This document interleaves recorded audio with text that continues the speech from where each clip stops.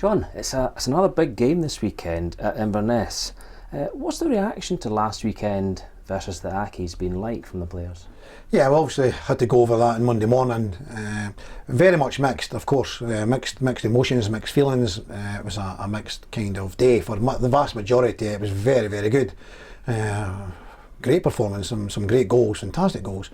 However, unfortunately, we didn't finish the game as well as we would have liked. We didn't defend very well at all, so we had to go over these. But you know, we've got to come to a conclusion. We've got to move on, which we've done. We went over it. We're obviously looking to, to go into the game 4 clean sheets, and for 68 minutes not looking like losing a goal at all.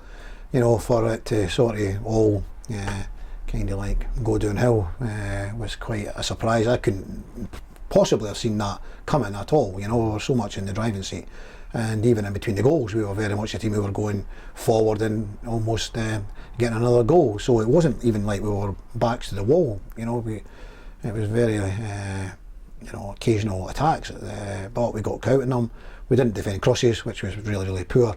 We didn't help each other defensively, and we didn't attack the ball. And so if you're going to allow that to happen, then unfortunately you will lose goals. So we forgot to defend, really. So but we picked ourselves up. We moved on from that. We never got away from the fact that we played some great football, some excellent football, some really good performance. Probably one of the best performances in front of a crowd here, for a long time. Because obviously a lot of good performances last year without anyone being here and witnessing the football. So I think for the vast majority the fans would have been happy. They're not happy at the end, obviously, because we've without doubt flung away a valuable 2 points. We could have been sitting at the top of the table with the first game, and unfortunately we're only sitting with 1 point. And so just remaining with that just for one final minute, is it fair to say that the majority of that analysis about the performance and the result was done on Monday in video analysis, or do you do aspects of that in the post-match as soon as the game's finished? No, it was mainly done on a Monday. Right. Most things were done on a Monday. You can, you've got your eye. You can. It was quite glaring for everyone to see where things had gone wrong. So you discuss it in the dressing room, but then you dissect it on the Monday. Right. Got you right. Yeah. No worries. Yeah. When when everyone's in game mode, sometimes it's best waiting to the Monday. Yeah, I mean, emotions are running high at these times when you've kind of seen that 4-goal lead slip away, and sometimes not always with a clear head, So you've, once you get a chance to look over things again, you can see, maybe who was out of position, who didn't do this and who didn't do that, and as a team, we end up losing goals, and we go over these, but we don't forget about the good stuff that we did in the game. A lot of good stuff. Of course, looking at this weekend, we're up to Inverness. Team are travelling up there on Friday. We're looking for our first win in many years. Changes in both squads and a new management at the Caledonian Stadium. Now's as good a time as any to bounce back and get a result, isn't it? Yeah, of course. I mean, Billy Dodds, obviously everyone knows Billy Dodds, and he was very much part of Neil McCann's backroom staff, so it was an easy transition, really. He was working with him in the second half of the season there, so no great big changes there. Yeah, some players, new players, obviously Manny is in there now. Broadfoot at the back, not too many changes. Rhys McClare in midfield, and Billy Mackay, they've got in Billy Mackay, Tom Walsh. So yeah, at the end of every season, beginning a new one, there's always change around in players, and so that's where they are. They've got a good result at Arbroath last week, a win at Arbroath. They've got 3 points on the board. I'm sure they'll be feeling confident. It's we're very much trying to look and to make amends from the fact that we let ourselves down in the last 22 minutes of the game. We're looking to rectify that. We're looking to go there again with confidence, because we know we played so well, and I see more of the 65 minutes previously to the 22 minutes at the end. I don't see the 22 minutes at the end happening very often, but I can see us playing the style of football and the football that we played for 65 minutes or so. So I'm very, I've got a great belief in this team. They've picked things up very, very quickly from last season's team, and we've been playing some great football, so I've got all the confidence in the world in them.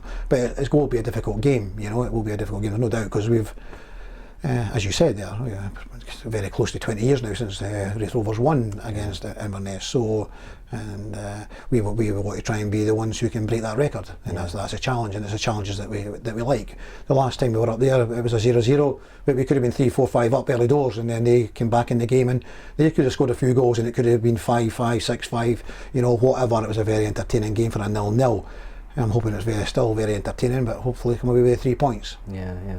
Of course, the other headline news after Saturday was the injury to midfield playmaker Brad Spencer. Is it fair to assume that the 4 to 6 weeks timescale is realistic, or are we just monitoring him as he goes along? Sorry.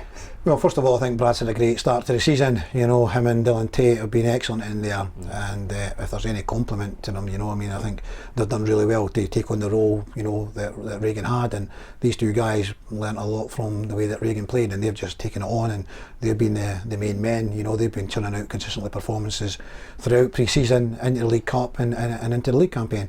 So it's a blow for Brad. He had an injury at the start of last season, and he found it a little bit difficult because the team started really well. He found it difficult to get in the team early doors in the season. So this season he has got all the pre-season done, all the pre-season games, absolutely flying. So it's a blow for Brad, and he's a great character, Brad. He's great in the dressing room, he's great around the club. He's a jovial boy, but he loves his football, and he's an excellent football player. So it's a blow for him, and that's 4 to 6 weeks is certainly realistic. That's what we've been told, and as far as I'm concerned, we go with that timescale. Yeah, and of course we always accentuate the positive. It's a great opportunity for somebody else to step up and make their mark in his absence. Always exactly that. Yeah, it's an opportunity for somebody to come in to a team that we are playing well. Very easy to have that transition to come into this team because it is playing well. We all know what we're doing, and it's up to somebody to grasp the opportunity, take it with both hands, show what they can do. No fear. Be positive in your play. Yeah. There's some other news about a midfielder, Ross Matthews. He was training today, and there's some positivity around that situation, isn't there? Yeah, we've been. Ross has seen a number of people over a period of time. We've got to the stage where he's been told that he can't do any more damage to it, that he can, as long as the pain, he can deal with the pain, with painkillers, he can carry on now. And that's the stage that he's at. He's waiting on a referral for a particular issue, but that's not going to hold him back in the short term. As long as he can deal with the pain, he can carry on to train and to play, and as we speak right now he could be available for the game on Saturday. That's certainly a boost for everyone, isn't it? Yeah, very much so. Yeah, it's good for Ross as well. He's missed a lot, and so fingers crossed. Again, he is playing with pain and training with pain, but as long as it's something that he can actually handle, then great, good for everyone. Yeah, and with another eye on recovering players coming back from procedures and injury, we've got a bounce match at Hearts, which meant the likes of Tom Lang got 90 minutes in. It adds to your options for the following weeks, isn't it? Yeah, definitely. Yeah, that's what we want. So yes, Tom, the whole team, obviously we played a young side. Robbie was in goals, so it's good for Robbie to get 90 minutes. You never ever know when we're going to have to call on Robbie, so it's good to keep everyone playing. Dave Mackay got 90 minutes, and then after that Blaze, and then you're really talking about all the young guys within the club, and they all got a 90-minute game, and it was a really good game. It was a real test for them. It was quite a strong side that Hearts had out, and young Kieran Mitchell got to sell a couple of goals, and we won the game 2-1. Which wasn't the be all and end all, but it's nice to win, it's important, but it was the effort that they put in. They had to do an awful lot of work, and Monday afternoon it was a very warm afternoon, and we didn't make any subs. We wanted the guys, if they could possibly go the whole 90 minutes to get that, because they all needed it, and they did, so absolutely delighted with the workout. Great, well that sounds like the preparation's been top notch as usual. Thanks John, and good luck for the weekend. Thanks Neil.